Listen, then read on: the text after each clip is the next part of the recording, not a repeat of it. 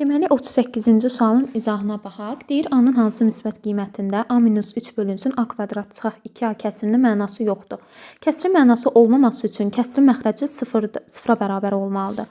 Ona görə burada sürətə baxmağa ehtiyac yoxdur. Elə məxrəci həll edirik. Yazırıq A kvadratı çıxılsın 2A bərabərdir sıfıra.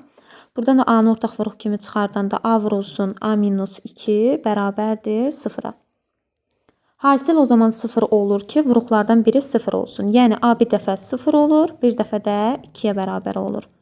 Bizdən də müsbət qiymətini soruşduğuna görə A 2-dir. Yəni 0 nə mənfi, nə də müsbət deyil. İndi isə keçək 39-cu sualın izahına. Deyir ki, kök altında mənfi 32A kubu ifadəsində vurğu kök işarəsi altından çıxarın.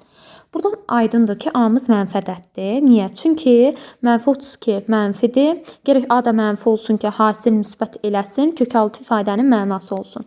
Ona görə A-mız mənfidir. Bunu da yazırıq. Mənfi 2A vurulsun 16A-nın kvadratı şəklində. Yaza bilərik. Bu da bərabərdir. 16A kvadratını da kök işarəsindən çıxardanda modulda 4A vurulsun kök altında mənfi 2A-ya. Bu da bərabərdir. A-mız mənfi olduğuna görə moduldan da mənfi 4A kimi çıxır. Vuraq kök altında mənfi 2A-ya.